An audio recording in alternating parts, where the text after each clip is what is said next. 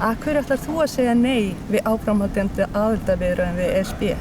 Já, megin ástæðan hún svo að ég kæri mig einfaldlega ekki neitt fullveldisafsal til stofnana Evrópusambandsins.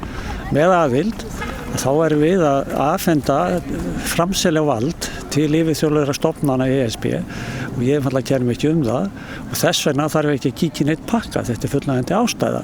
En síðan svo sem annars sem við getum skoðað, við erum að skora mjög hátt á alla alþjóðlega mælikvarða, alveg saman hvað er verið að skoða í samanburði við þjóðirna sem innan ESB og þá spyr ég bara til hvers erum við þá mögulega að sækja aðild. Við höfum það bara gott fyrir utan ESB og í þriðja lagi þá ég náttúrulega að hugsa hagsmuni barnabarna mína.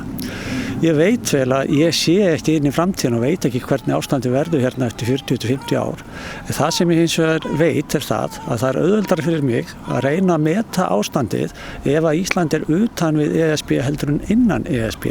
Við höfum séð á undanförnum árum að þróunin gríðarlega hröð innan ESB. Það eru alltaf að koma nýr og nýr sáttmálar og það leiðir af sér meiri samþættingu og meiri samvinnu innan þessara ríkja og það eru raddir sem tala það. Þeir vilji sjá þetta ríkjasamband breytast í það að vera sambandsríki. Og það einfallega eitthvað sem mjög erfitt fyrir mig að samþykja að mín barnabörn þurfi að þola þegar fram í sækir. Og þessi óvissa, hún miklu meiri heldur en ef við værum utan við ESB. Þess vegna ætla ég að segja nei á höfuðdaginn 29. ágúst næstkomandi sem vill svo til að þeir einmitt afmælisdagur eins af barnabörnum mínum.